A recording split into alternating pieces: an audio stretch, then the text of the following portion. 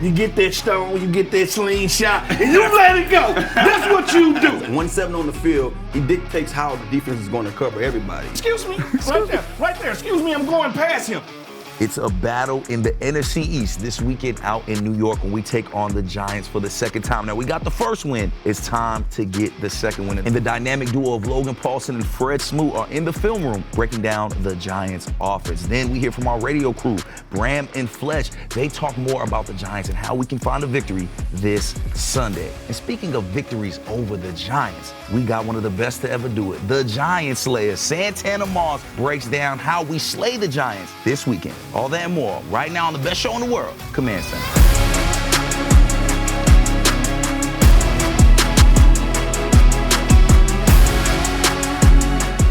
Welcome into Command Center from out here in the Big Bear AI Command Center studio. I'm your host, Brian Colbert Jr. here with some great guys. Fred Smoot, Logan Paulson, and of course, Mr. 8 to the 9, Santana Moss. Tana, I'm gonna start with you because we were out there in Minnesota freezing our butts off, man.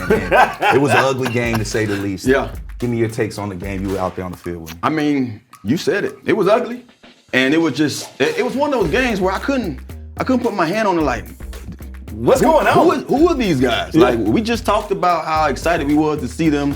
We talked so highly of just losing against Denver, barely losing, and then you go out there and see them, lay a goose egg, man. It was unfortunate for us to kind of show that kind of performance, but I think it's something that now we set ourselves up, man, to see who we really are, man, going forward these last 4 games. I think, the game was very London, but this thing about Dark it is, and ugly, huh? Yeah, and this thing about it, the thing was, it was blow for blow. They just finished their drives. Yeah. We didn't finish our drive. I think if we finish our drive in the first quarter with some points, this is a very different game. Yeah. Then the game flow after that got away from us. Mm-hmm. Now we in chase mode the whole time with a very aggressive defense that's not going to stop laying the heat.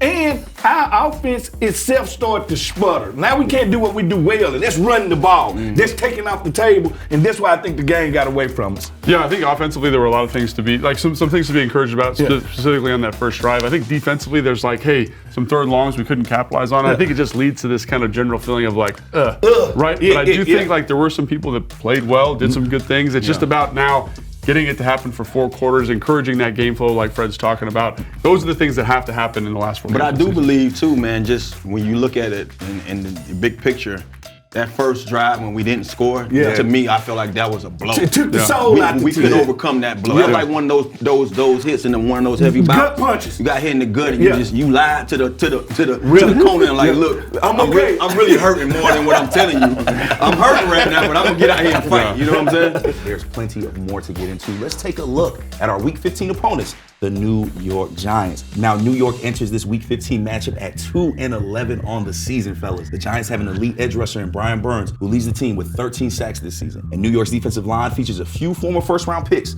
in Dexter Lawrence and Kayvon Thibodeau. Now, the offense led by rookie quarterback Jackson Dart, who we did not see in Week 1. He is averaging over 340 yards per game. Since taking over as quarterback 1, Dart has thrown for over 1,500 yards and 11 touchdowns, while adding over 300 yards on the ground. Now, for more on this Giants offense, let's send it inside the film room with the dynamic duo, Logan Paulson and Fred Smoot. This is Mission Ready, powered by Big Bear AI. Mission Ready AI for a rapidly evolving world.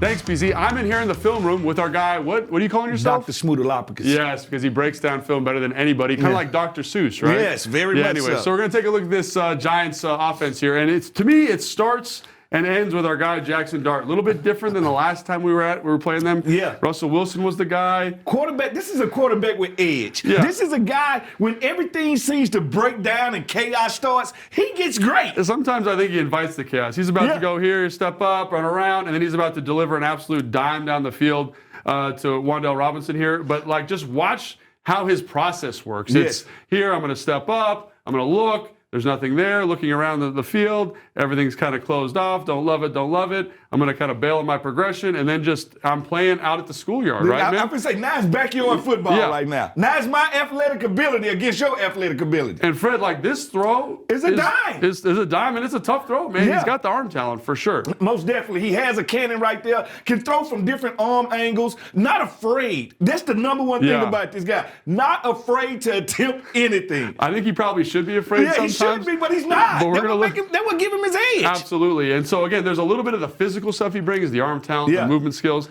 but also there's a little bit of intellect going on here, right? Like this to me is, hey, we got like man coverage on the perimeter here. Yeah. This looks to me, Fred, like zero coverage, right? From the beginning, it looks Yeah, like. so watch him. He gets to the line of scrimmage. He checks it. We're going to tighten the tight end down. He's going to move in up here, attach the formation. We're going to be in a six-man pro with the tight end. And he says, okay.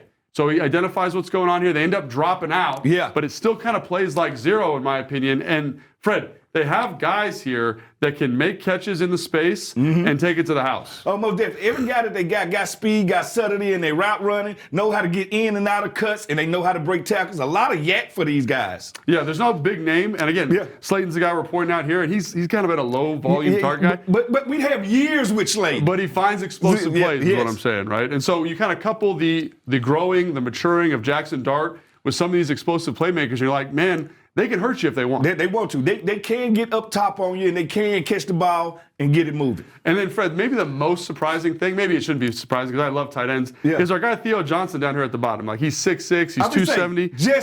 Just looks like a wrestler getting off the And bus. this is going to sound crazy, but there's a little bit of Rob Gronkowski to his game in this, that I'm bigger than you, and I'm going to win on a post. Like, who in the NFL isolates their tight end one-on-one like an ex-receiver and says, go win?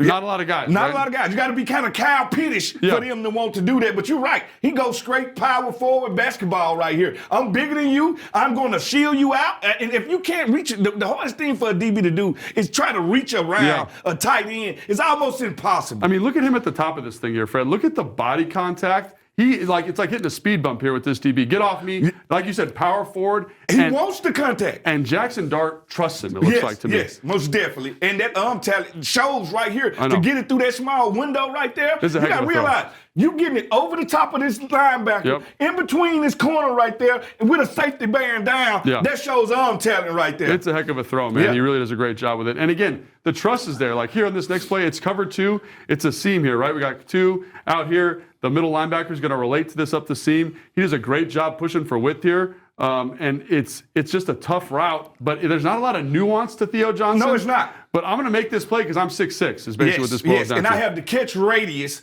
of a power forward. Like, I can catch any ball that you throw to me. So it's weird to me to be targeting a tight end that's kind of big and hulkish, but he gets a lot of their targets in the red zone, has 5 touchdowns on the year. So the other guy is who, Fred? What's his name? Wendell Robinson. Wendell Robinson. He's right here in the slot, and to me, he is the antithesis of Theo Johnson. He's the chain mover on this team. He's small, he's sudden, and watch this route here, Fred. He's going to push up, break leverage, get this guy to turn his hips this way, and really just creates a ton of space for himself. At least I know he was raised right, because right here he gets right there and say, excuse me. Oh, excuse me. Excuse me. Right there. Excuse me, I'm going past him. And right there, that's what you like right there if you got a guy like that that can get in and out of those cuts. So I think that's what he brings. They got a little bit of size, a little bit of speed, a little bit of route running nuance, and it all kind of sparks off with Jackson Dart, right? Yes, you're right about that. Can't wait to watch how they handle those guys this weekend. I love to play gunslingers. They give us, as DBs, a chance to make plays. Chance to make plays. All right, BC, back to you. Shout out to the dynamic duo Logan and Fred, always entertaining. Now, when they come back, it is time for our winning numbers, brought to you by Maryland Lottery. Please play responsibly. And these winning numbers are all about defensive tackle Deron Payne, who moved himself up to the 8th all-time in sacks in franchise history after his performance out in Minnesota. Payne with 36 career sacks, passing Montez Sweat and David Butts-Tanner. Deron Payne, really an elder statesman here at this point. One of the few originals we've had in a long time. How you been feeling about DP and how he's been playing? I mean, he's been relentless this year, and I think, despite our record and how things have been transpiring on the defensive side of the ball, he's always been one of those guys. I think every game that we mentioned about him getting back there in the backfield. So big things for Deron Payne. For sure, Ted. And Payne and this defensive front are looking to slow down the Giants and rookie quarterback Jackson Dart this weekend out in New York. But this isn't the first time these two teams have met this season. The Commanders defeated New York 21-6 back in week 1. Man, that feels like so long ago. Running back Bill Krosky-Merritt rushed for over 80 yards and a touchdown, while Deebo Samuel put up over 75 receiving yards and a rushing touchdown in that game. Now, defensively, Washington held New York to 74 rushing yards, with quarterback Russell Wilson leading the Giants for just 44 yards. Washington recorded 7 tackles for loss, including 2 sacks in that game. And earlier this week, we caught up with head coach Dan Quinn on the game plan. This is your best seat in the house, presented by SeatGeek. The most disruptive idea in ticketing, a ticket that works. Expect the expected. SeatGeek. How have you prepared for Jackson Dart, and how does that kind of change the game plan as opposed to what we were doing week 1? Yeah, there's so many things that can be different, and how they feature players and how you would call the game differently with different players in. So you see that, and so you want to look at here's the whole body of work, all the games with him, how they use them. That's different from Russell or different from Jameis and how they did it. And so a dynamic athlete, an excellent arm, throwing on the run, creating that way. And so they've been really good on third down with him in the game, and that's him also using his legs to be able to extend plays. And that'll be a big part of this game. Both quarterbacks can extend plays, out of the pocket, in the pocket, and both have big arms. So, it's a big challenge. Shout out to Coach. You can catch us on the game plan every Sunday morning before kickoff. Now let's take a look at the numbers between these two teams. Now, New York is 14th in total offense, averaging just over 340 yards per game. However, they're 23rd in scoring with just over 21.5 points. The Commanders are 15th in total offense with over 337 yards per game, but third in the league for rushing yards per game. Now, me and the fellas about to dive a little deeper into the second meeting with the New York Giants. It's time for Securing the W, presented by Hercules Fence. Security in every job. Logan, we talked about it off the rip. It is very important to protect the quarterback, especially against a team like the New York Giants. Yeah, it absolutely is important. And I think this is going to be a little bit different than what we've seen or what we saw last week against Minnesota. Like Minnesota was going to bring pressure, first down, second down, third down, exotic pressures, cross dogs, 7-man blitzes. Whatever you can think of, they were going to bring it. This is going to be a little bit more conventional, right? Mm-hmm. It's going to be a 4-man rush. They're going to rely on Burns, Abdul Carter to kind of create this pressure off the edge. And we've seen teams over the course of this year handle that pressure in a nice way, right? Because if you know who the 4 guys are, you can block it up, you can give chip help, you can give slide help. Now, that doesn't mean they're not going to pressure at all, but the patterns they're bringing are much more conventional. So I do feel like this week for the offensive line, it's going to be a tough one-on-one matchup, but at least you know who's coming, where they're coming from, and I always think that's a huge advantage. Well, I love talking offensive line. The thing about this offensive line, it's going to be individual matchups. We remember week 1 when Brian Barnes and Connolly had their first meet-up in their first brawl. Well, Connolly coming back and saying, I done been through the ringer now. Like now, I'm a new offensive lineman. Now I have seen the speed rushes. I've seen the power rushes. I've seen the power of the speed rushes. I have seen it all. So can we stop, can Biotis win his matchup with Dexter Lawrence in the middle? Like, can he win that one? You got to have Abdul Carter on the other side. So it's going to be one of those games where Imano may the best men win. And then one of the things that I look at is just knowing that these guys are familiar with each other. So being that they both, seen each other already early this year, that's something that they already probably going to expect. They're going to expect something from you because now they don't have to be, I guess you could say, blinded or surprised. Not guessing. So I think it's going to be one of those matchups, man. Just got to go out there and handle your business. And that's something I'm probably going to be preaching for the rest of the season, man. Just do your job. Care less about what's going to go on because people are going to watch other guys have success and probably implement a little bit of what they saw that you couldn't stop last week as well. And Fred, one thing about dealing with that pressure that you mentioned is establishing the run game. It's something we have talked about endlessly, especially towards the end of the season. We're third in the NFL in rushing. However, we need to keep giving that pill to Chris Rodriguez and company. I've been saying it's that one thing that the running game can be effective, but if game flow dictates that you go away from that run game, it makes it hard for an offensive coordinator to stick with what's working when we behind 10, when we behind 14. So it's one of the things, let's start to dictate the game by dictating the run game, by letting it dictate the whole entire game. But you got to get a lead to do that. I'm sorry. You cannot run the ball from behind, and I think that's what I want the fan base to know.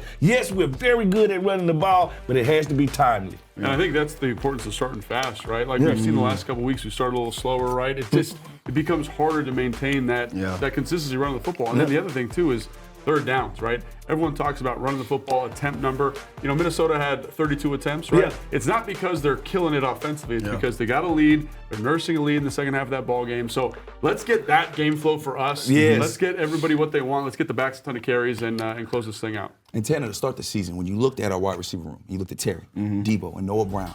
Boy, we thought that was going to be scary, but it's crazy to think this game will only be the 4th time we've seen them all together. How valuable is it for them to be on the field together during the end of the stretch? Yeah, that's very valuable. I think it's also unfortunate for us not to be able to use all those weapons that we had, throughout the whole year. And that's what our team really have been dealing with the whole season long. So many key guys went out for us early.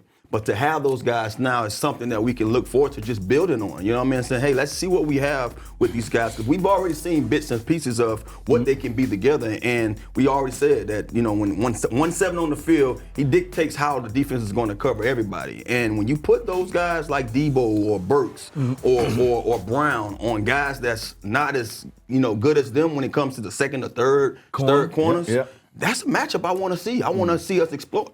That and too, you gotta realize it's a silver lining in Terry missing those games, Debo missing those games, because then it's the birth of a Treylon Burks.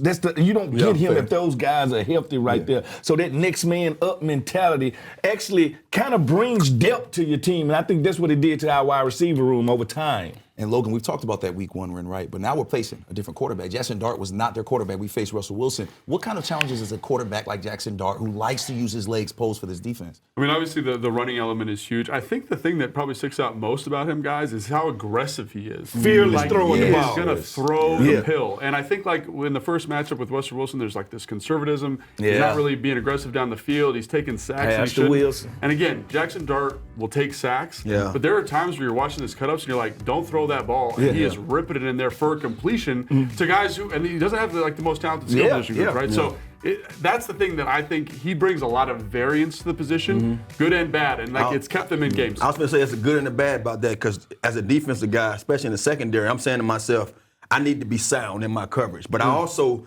want to be able to bait him because I know he's going to be that rebel and throw the ball. You know, it's that wild child. That's what it is. That's really what it is. You know, he's a wild child, and in that wildness, you can have these wild plays, and then you can have these plays. Why did you do that? It's can they ring him in, or are they even trying to ring him in? Because I think New York just to let him push him out there and just let him go. I think they need it. I think they need that level of playmaking from him, because if they don't get it, the offense doesn't go. Yeah, going to be a lot of exciting things to see in our second matchup against the Giants. Now we know the best fans in the NFL are traveling with us to New York, but if you are staying at home, here's how you can tune into the game. Kickoff is at 1 p.m. from out at MetLife Stadium. You can watch the game on Fox, and of course, you can tune into the radio broadcast with London Fletcher, Graham Weinstein, and our guy Logan on Big 100 or the iHeartRadio app. But before that, you got to tune into the best pregame show in the world, Command Center Game Day Live. Will be airing at 11:30 a.m. Eastern Time with myself, Santana Moss, and Brian Mitchell. And speaking of our radio crew, let's sit it down to Bram, Logan, and London for more on this matchup out in New York. This is your can't miss moment presented by FanDuel. Make every moment more with FanDuel, an official partner of the Washington Commanders. All right, welcome into the booth review. It's the can't miss moment. We're going to preview the Commanders and the Giants, a rematch from week 1, and it's a whole new team, guys. New coach, new defensive coordinator, new quarterback, no Malik Neighbors. It's a whole new ballgame. Whole new ballgame is right. I think when you look at the offensive side of the football specifically, man, it's the Jackson Dart play college football, running the quarterback. We're going to take shots down the field. There's a lot more variance, the explosive play opportunities kind of in that strike zone in terms of trick plays. Everyone remembers that Jameis Winston crazy touchdown. Like Mike Kafka's like, hey, man, we're trying to win football games. We're going to do anything we possibly can to get it done. So, like Fletch said this on the last episode of Booth Review. Like they are playing competitive football, and it's because they're willing to take, at least offensively, a ton of risk. Yeah, I think that Jackson Dart, he's definitely given this New York Giants team a bit of a spark. And a lot of times, from a defensive standpoint, if you don't feel like the quarterback play is going to give you a chance to win the football game, it kind of goes throughout the team where you're just like, I don't know about this, but he's definitely energized the football team with his style of play. But as we look at kind of where we are as a team, as offense, having lost 8 games in a row, we have to get back to playing our style of football. Now the New York Giants, they got a defensive front they can get after the quarterback. They do it in a different manner than the Minnesota Vikings. So maybe there will be opportunities to take advantage in the secondary against the Giants secondary. But I'm always about leaning on the run game. Let's rush the football against the Giants because they're not very good at stopping the run. And from a defensive standpoint, how can we disrupt this young quarterback? That's something that Dan Quinn and defensive coach is going to have to really kind of figure out a game plan to do. And I think it's a great point, Fletch. And I also like that you brought up the comparison to Minnesota, because when I watch this New York Giants defense, it feels like it's almost 2 different species of defense. Like they play a lot of these soft zones in the back end, and talk about a team that's had a hard time pattern matching concepts and being on the same page in the secondary. It kind of reminds me of defenses from 3 or 4 years ago where you're like, how is that guy wide open? They have a little bit of that to them. So it does feel like an opportunity. If you can pass protect, you can definitely exploit the back half of this defense. I'd like to find out how this offensive line feels at this point of the season as opposed to what it was week 1 against the Giants. Remember, Josh Connerly, rookie, thrown to the Wolves, taking on Brian Burns, Dexter Lawrence, Kayvon Thibodeau. Abdul Carter wasn't playing very much at that point in time. I'd love to take their pulse with all of this to get another shot at all-world defensive lineman and where he is in week 14 of his rookie season. Yeah, I mean, definitely, if you're a Commanders fan, I think the matchup to watch is Connerly versus Burns because, again, he was so new to the position at the moment. And Fletch, you can attest to this too, how much he's matured over the last couple of weeks has been tremendous. So I really can't wait to watch to kind of see, what that measuring stick looks like. Yeah, if you look at, man, that seems like such a long time ago, especially when you think about it. I know that was week 1, and we're not in the same space of, hey, who's going to be our next head coach? But we're in a space of what do we need to do to get back to playing winning football. We'll be here with you on Monday after the game, as we are every Monday after each game on the Booth Review. So we'll send it back to you. Shout out to Bram and the legend London Fletcher for breaking it down on the Booth Review podcast. You can tune in every Monday on the Commanders YouTube page or stream wherever you get your podcast. If you want more podcasts, be sure to join the Command Center crew live from City Tap out in Ashburn, Virginia on December 16th at 7 p.m. That's 7 p.m. The crew is talking all things Commanders football with a special appearance from London Fletcher, Brian Mitchell, and even your partner, Santa Claus. I promise you won't want to miss the Command Center crew live from City Tap. And speaking of legends, we have a few of the best right here on set, including the one and only Mr. 8 to the 9, Santana Moss, who put up some numbers against the Giants back in the day. Let's take a look at the career numbers for our guy. It is time for Top 5, presented by UA Local 5 Plumbers, for taking the help of the nation's capital since 1890. And this top 5 are top 5 numbers. What you learned Mr. about? 8 to the 9, Yeah. AKA the Giant Slayer, when he would play the Giants. He played 20 games against them, over 1,000 receiving yards, 11 touchdowns, 74 receptions, and just over 14 That yards 14 per point- catch. 14 yards per catch is wild. No, yeah, that is. You know what I'm saying? Now, Tanner Humble, he don't act like he was not the Giant Slayer, but that is what London Fletcher wouldn't. calls you. So we are going to use this right now to ask you, how do we slay the Giants this weekend? Man, I can sit here and tell you so many different things. You got to get Terry in ball early. You got to run the ball. Defense got to get off the field. I don't have no solutions. Just get the job done, man. Honestly, man, you get the job done. I feel like these guys have heard us talk. The fans probably getting, tired of just hearing us say the same thing week after week after week. Yeah. It's all going to become between those guys and between those white lines, going out there and doing what they're supposed to do. You do that?